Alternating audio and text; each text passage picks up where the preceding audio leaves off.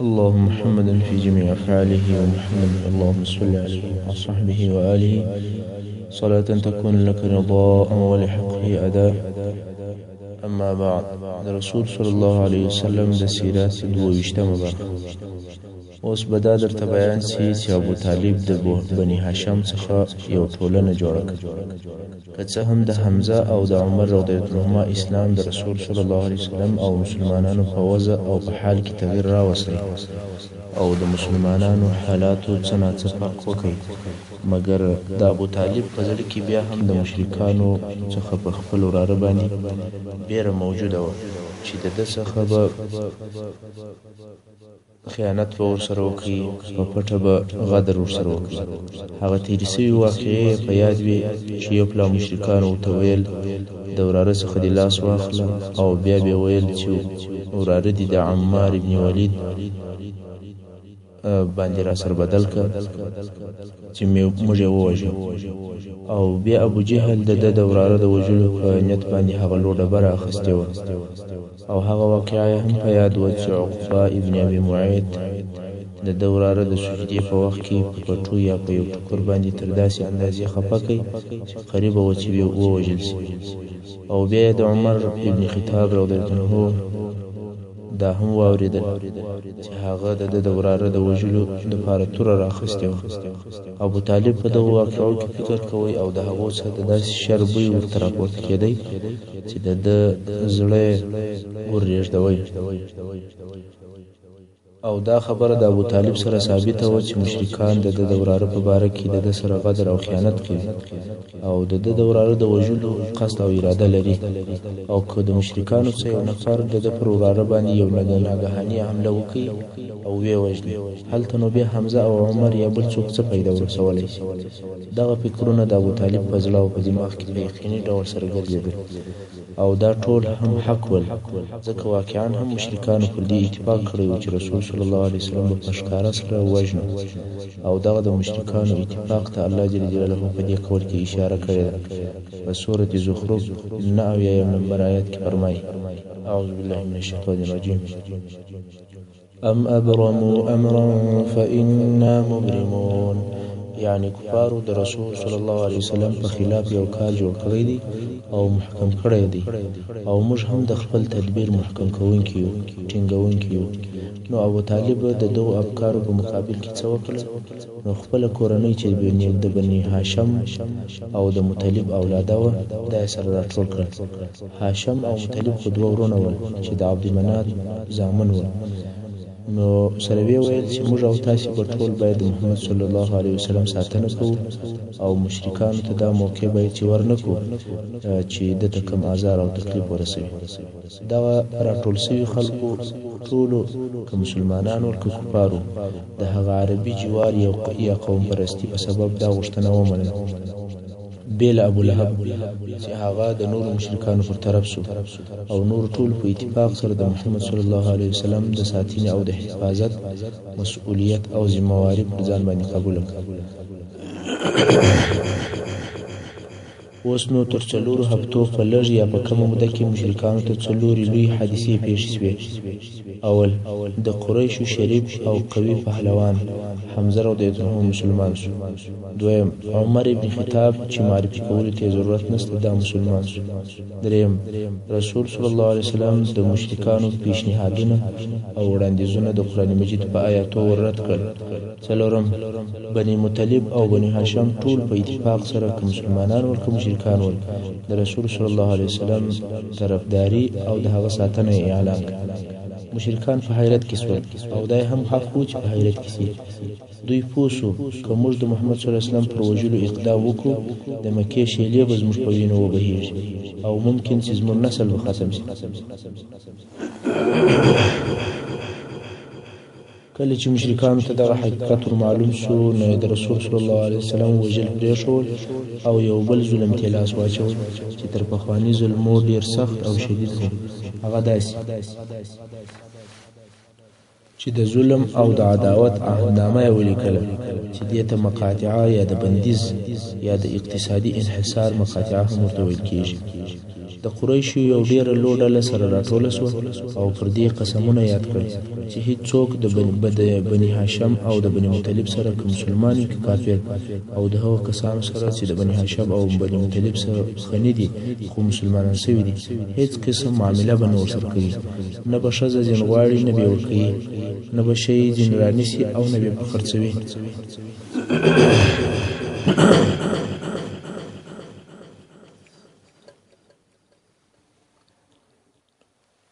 نه به څوک ورسره کښېني نه به خبرې ورسره کوي، حتی سلام به نه ورچي، نه به د دوی کورو ته ورځي او نه به یې خپلو کورو ته راپرېږدي، تر څو چې محمد صلی الله علیه وسلم دوی ته د وژلو دپاره تسلیم نه او د دغه فیصلې دپاره یو ورقه ولیکل چې په هغه ورقه کې دغه ذکر سوي عهدونه او وعدې لیکل سوي، او بل دا چې د بني هاشم سره به هیڅ وخت د صلح خبرې هم نه کېږي او نه به صلح ځین قبلیږي تر څو چې محمد صلی الله علیه وسلم د وژلو دپاره تسلیم نه.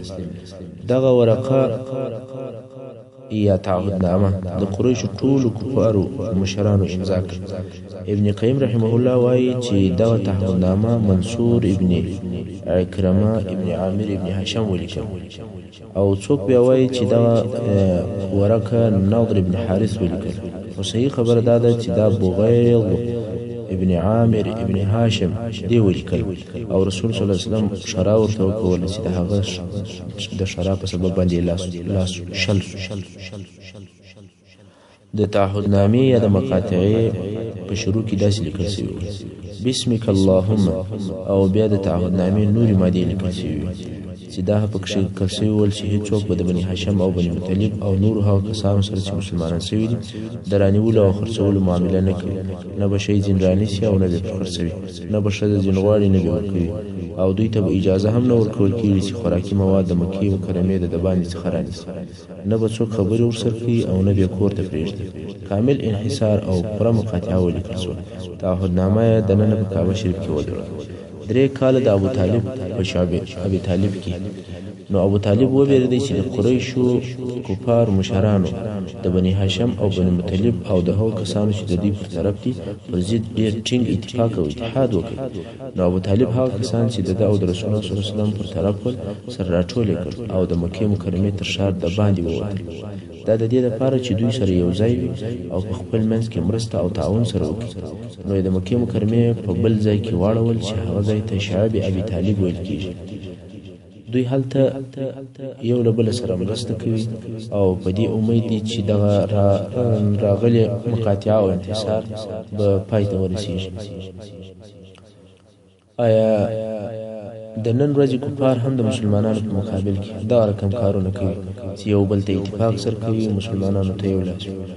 د قریشو د طرفه د مسلمانانو سره مقاطعه او انحصار په ډېر شدید ډول سره شروع ده، او دې انحصار یا مقاطعې 3 کاله دوام وکړ. 3 کاله، او د دوی دا حال دی چې نه شی رانیولی شي او نه یې خرڅولی شي، هېڅوک شی نه خرڅوي. حتی که د مکې مکرمې د باندې څخه نور تجار راسي، قریش یې نه پرېږدي چې پر مسلمانانو خواړه خرڅ کړي، او که به بیا چیرې د بني مطلب یا بني هاشم څخه یو څوک ورلی چې یو شی ځین رانیسي، قریشو به هغه شی په 2 چنده قیمت د هغه تاجر څخه د دې دپاره رانیوي چې د مسلمانانو د لاس څخه وباسي او دوی ته د خوړلو شی نشي ورپاته. مسلمانان مال لري خو مګر شی نشي پرانیولی، او بل د امن د طرف څخه هم نه و په امان. د خپل ضرورت د شیانو د رانیولو دپاره هم د شعب ابي طالب څخه نه سوی راوتلی، بې له هغه حرامو میاشتو څخه کوم چې په هغو میاشتو کې جنګ او تجاوز حرام. ابو طالب رسول صلی الله علیه وسلم بیریدی چې څوک یې د شپې ونه وژني. نو کله چې به شپه سوه او خلک به د خوب بستر ته تلل، ابو طالب به هم رسول صلی الله علیه وسلم ته وویل چې ورسه پر خپل ځای بیده سئ، او دا د دې دپاره که چا د ده د وژلو اراده کړې وي هغه به یې وویني چې رسول صلی الله علیه وسلم هلته پر خپل ځای پرېوتی. مګر کله چې به بیا خلک بیده سول، ابو طالب به پر خپلو زامنو یا پر ورونو باندې غږ وکړي او یو څوک یې امر کوي چې ورسه ته د محمد صلی الله علیه وسلم په ځای باندې پرېوځه، او رسول صلی الله علیه وسلم ته به یې وویل چې ته ولاړ سه د ده په بستره کې پرېوځه.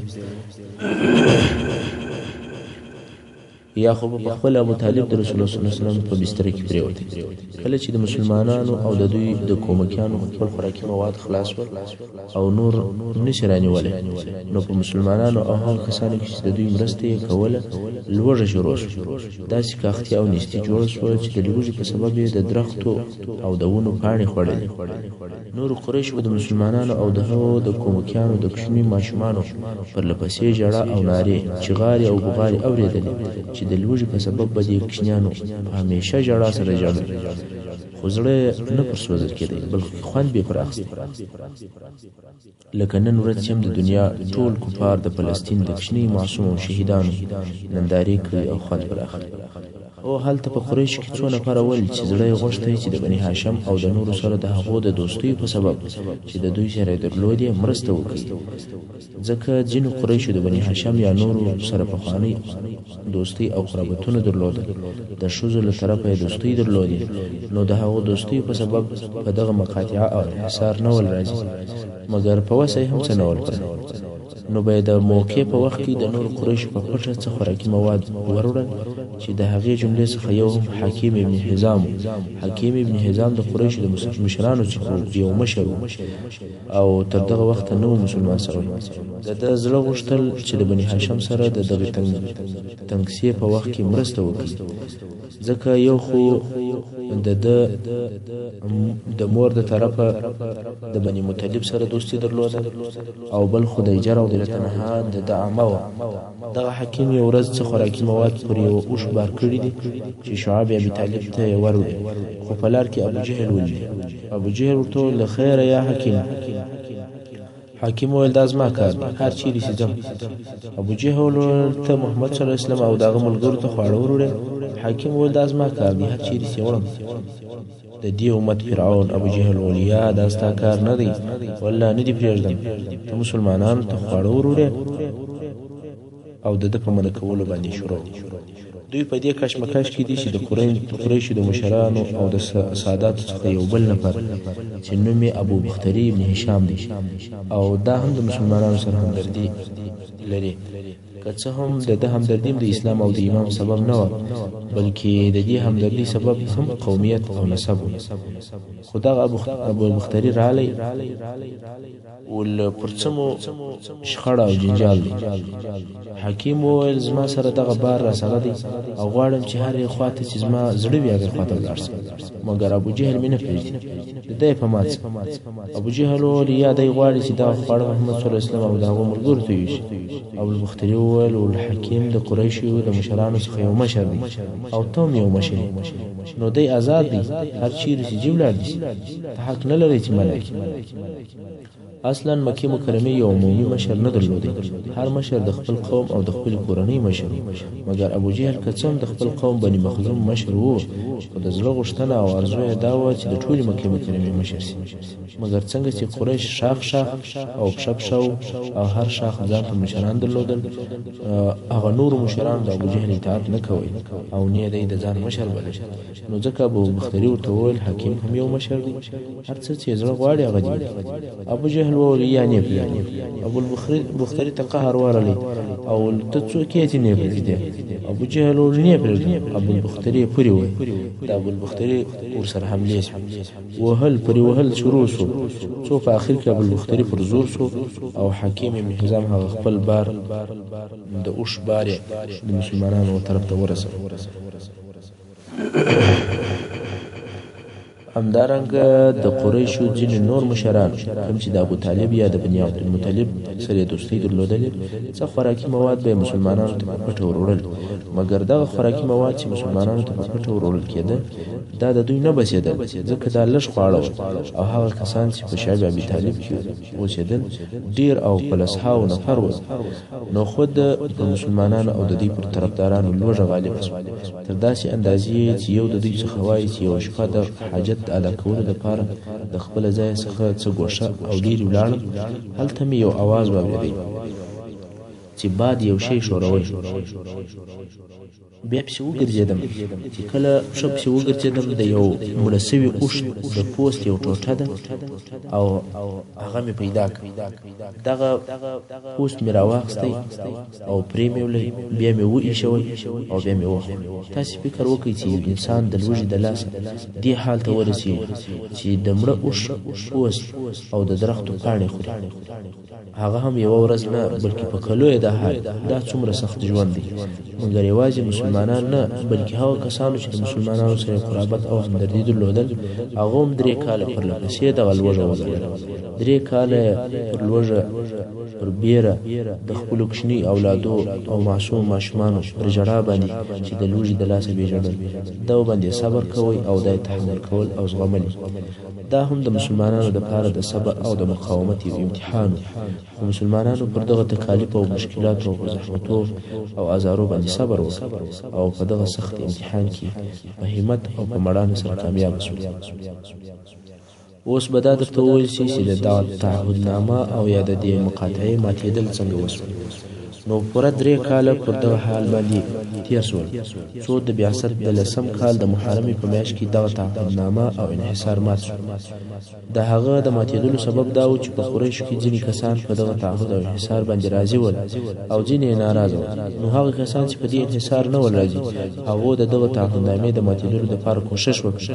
هشام ابن عمر چې د قریشو د مشرانو څخه او د شپې به یې په پټه څه خواړه د بني هاشم کورنۍ ته وروړل او د هغه د بني هاشم په دې بد حال باندې ډیر پریشان او ناراض و. نو همیشه په دې فکر کې و چې دغه د ظلم ورقه او تعهدنامه چې د قریشو له طرفه لیکل شوې ده دا به څنګه له منځه یوسي او دغه مقاطعه باید چې پای ته ورسیږي. خو د دې کار دپاره عزم وکړي چې باید چې دا لیرې شي او پای ته ورسیږي. نو زهیر ابن ابي امیه المخزومي ته ورغلی چې د هغه مور عتیقه بنت عبدالمطلب د ابو طالب خور ده او د رسول صلی الله علیه وسلم عمه ده. زهیر ته وویل یا زهیر آیا ته راضي یې چې ته خواړه خورې او اوبه څښې او ستا ماماګانو ته دغه حال چې ته په خبر یې؟ زهیر وویل یا نه یم راضي. هشام وویل هو باید په راضي هم نه شو. 3 کاله کېږي چې دغه خلک په لوږه اخته دي. موږ یې د شپې او ورځې د کوچنیو ماشومانو ژړاوې اورو چې د لوږې ژاړي او بیا هم چپ یو. دا خلک زموږ قوم دي، زموږ وینه ده او زموږ ځان دي. زهیر وویل نو څنګه وکړم؟ قریشو دا اتفاق کړی. هشام ورته وویل زه غواړم چې دغه ورقه د منځه یوسم. زهیر وویل زه او ته 2 نفر یو، دا کار په وسه نه دی پوره. بې له ما او تا څخه بل څوک هم شته چې د دې مقاطعې مخالف وي؟ هشام وویل یا فقط زه او ته. زهیر وویل 3 نفر هم راته پکار دی. نو هشام و مطعم ابن عدي ته ورغی. هغه ته د بني هاشم او د بني مطلب دوستی او قرابتونه وریاد کړ او وی ویل دا شکار نه دی چې ته په دغه ظلم کې د قریش پر طرف یې. مطعم وویل زه یو نفر یم، زه نسم کولی چې دا ورقه د مابین ځای یوسم. هشام ویل 2 نفر مې هم پیدا کړی. نو هغه ورته وویل څوک دی؟ ده ورته وویل هغه زه یم. مطعم وویل چې 3 نفر هم پکار. نو بیا هشام ویل چې هغه نفر مې هم در پیدا کړی. مطعم ویل هغه څوک دی؟ نو ده ورته ویل چې هغه زهیر ابن ابي امیه دی. مطعم ویل په دې کار کې 4 نفر ته هم ضرورت. نو هشام ابن عمر او ابو بختري ته ورغی. دا هشام چې د اول سره په دې کار شروع کړی دا ابو بختري ته ورغی. هغه ابو البختري چې د ابو جهل سره د حکیم د اوښ په باره کې وهل او ټکول وکول چې لږ مخکې کیسه تېره شوه. هشام پوهېدی چې ابو البختري پر بني هاشم مهربانه دی. هغه ته هم هغه خبرې وکړې چې مطعم ته یې وکړې. ابو البختري وویل ایا بل څوک هم شته چې په دې کار کې زموږ مرسته او کومک وکړي؟ هشام وویل هو، زهیر ابن ابي امیه دی او بل مطعم ابن عدي دی او زه ستاسې سره یم.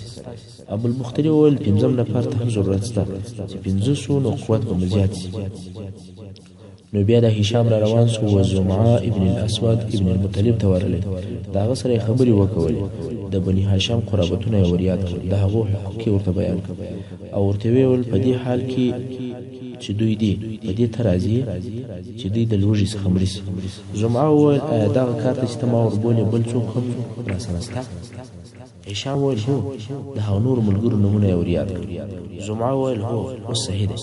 دغه 5 نفره د شپې په جحون کې چې په مکه مکرمه کې د یو ځای نوم دی سره یو ځای شول او د دغه صحیفې یا تعهدنامې د ماتولو دپاره عهد او وعده وکړه. زهیر وویل اول هغه څوک چې د قریشو په حضور کې په دغه باره کې خبرې کوي هغه ځای. شپه تېره سوه.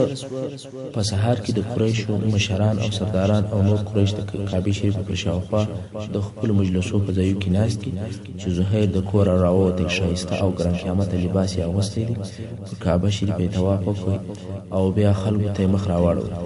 ولیا اهل مکه، آیا موږ خواړه خورو، کالي اغوندو او بني هاشم هیله کېږي؟ نه شی په خرڅېږي او نه ځینې رانیول کېږي. والله زه تر هغو نه کښېنم تر څو چې دغه ظالمه ورقه، دغه د دوستۍ قطع کوونکې ورقه څیرې نیسي. 3 کاله کېږي چې دوی خواړه نه لري او وږي ګرځي. والله دا پیغور به موږ ته تر ابده پاتې. ابو جهل چې د حرم په یو طرف کې ناست ولاړ شو، ول درواغ دي وویل، والله دا عهدنامه نه څیرل کېږي. دا هغه عهد او اتفاق دی چې ټول قریش کړی دي او وعده یې کړې ده چې دا مقاطعه به تر هغو جاري وي چې مسلمانان زموږ دین ته راوړي. زمعه ابن الاسود ولاړ شو، ول والله یا ابو جهل ته ډېر درواغجن یې، موږ په دې عهدنامه د هغه د لیکلو په وخت کې هم نه راځي او باید څیرې شي. اوس ابو جهل وایي والله نه څیرې کېږي چې ګوري ابوالبختري ولاړ شو. ول زمعه رښتیا وایي، موږ په دغه عهدنامه نه راځي او نه منو. ابو جهل غواړي چې د ابوالبختري جواب وکړي چې مطعم ابن عدي ولاړ شي. ول تاسې رښتیا وایاست او هر څوک چې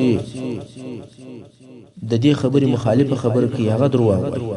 موږ د الله په حضور کې د دې عهدنامې څخه او کوم چې په دې کې لیکلي دغه څه بري او بیزار. ابو جهل د جواب ته ځان جوړوي چې هشام ابن عمرو ولاړ شو او د دغه قسمه څخه خبرې شروع. اوس نو کوم څوک چې دا حالت وویني یو نفر د 5 نفرو سره دلایل وایي.